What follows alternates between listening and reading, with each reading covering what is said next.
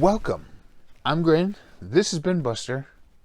It's spooktacular, and here at BINBUSTER, I buy, watch, and review budget movies for you. Like I said, it's spooktacular. Got the spooky tuxedo t-shirt back on again. And without further ado, today's movie is not another zombie movie. You're probably like, glad. Thank you. After the 3 I just did last week, I will put them up top here throughout this entire video. They'll be right up here.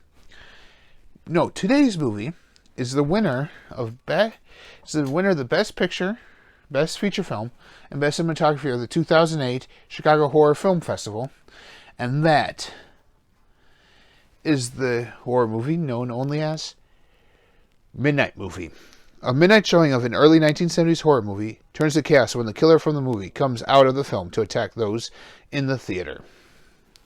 Sounds like an interesting concept. I'm going to give you my good, my bad, my thoughts, and my overall ratings for this film festival film. Like I said, there's this movie in the 1970s, this horror movie done by this director. The director actually killed these people in this film. He played the monster, as you could say. I think, monster, killer, whatever you want to call it. He was in here. He ended up killing all these people, institutionalized. So in order for him to talk, they wanted him to watch a movie. So there should be something to watch him, but nobody's there. As he does that, he bites himself, so he starts bleeding on his wrist. He starts writing stuff on the floor. Next thing we know, he's gone. Where did he go? We later find out throughout this movie. And as I read in the synopsis, he's part of the film now. So, that's the overall gist of it. And the people in the theater are his next victims. So, that's the overall gist of this movie. That's your blatant concept. This movie pretty much takes place in the theater. We start off a little bit in a mental ward. But overall, it just takes place in that theater. And I don't know about you guys, but I like horror movies or movies that take place in one area because I think it adds to the suspicion, the suspense. Yeah, it adds to the suspense of the movie. It just gets me going. The doctor comes in the next day from the night before, and all of a sudden, everyone's gone in this hospital. There's blood everywhere. Credit sequence are all the names of the actors are written on like the patient sheets, which is a great touch. I enjoyed that. And this, like I said, this is a movie within a movie. This killer right here starts terrorizing the people in the theater. Why? Because it's kind of like Last Action Hero meets Halloween meets any other slasher film. The reason I say that is Last Action Hero, if you're not familiar with Last Action Hero, the kid gets a magic ticket and he's able to go into the movies and come out. Sounds an interesting premise, right? Yeah. The guy, they don't tell you this at all in the movie, and I'll get to that in a little bit, but he somehow gets trapped inside the movie and comes out to kills the people in the theater because he smells their fear. And these are, so that's pretty much what it is. And as he's dragging the victims away that he kills, it's playing on the screen. So people think they're still watching the movie, when in reality they're not. They're getting killed one by one as they leave the theater, as they leave the showing room and go back in, and they're seen on the screen being killed. The killer, although stereotypical, like a hillbilly type of character, that's what I mean, kind of stereotypical, has a gimp leg, and his weapon of choice is this like weird corkscrew thing that almost looks like a peeler of sorts for a fruit. You stick it into the fruit like a decor, and you twist it and you pull out the core of the fruit. It almost seems like something like that, but at like about that big, and it has a handle like this. So he shoves it in and twists and pulls it out, and the people are dead. Yeah, I like the concept of the weapon. It's something I've never seen before, and that's fantastic. He has a gimp leg when he walks around, so he's walking with a limp the whole time.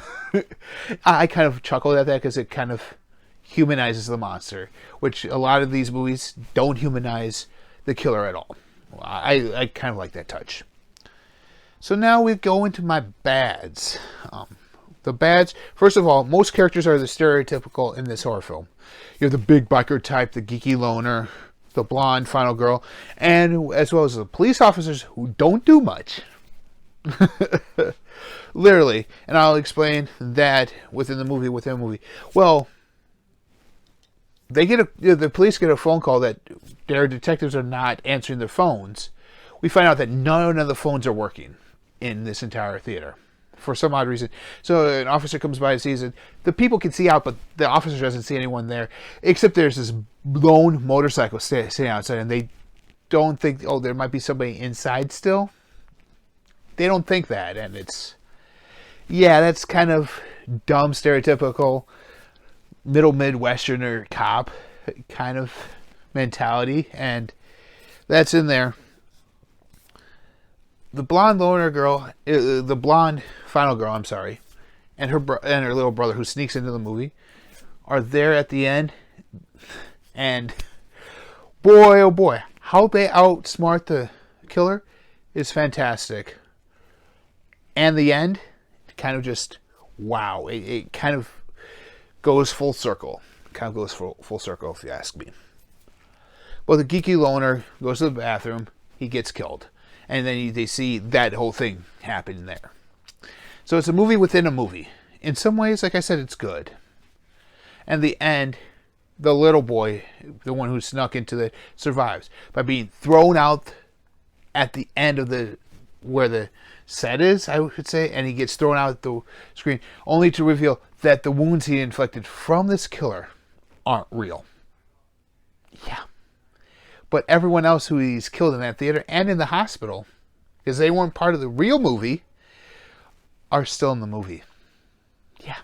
Yeah, that's pretty much the end. I usually don't spoil the ends for you guys, but that's the end of this movie. That's how it ends. And the kid's like, let me tell you, and none of the police believe his story. He's kicking and screaming as they drag him out of the theater. No one's believing his story.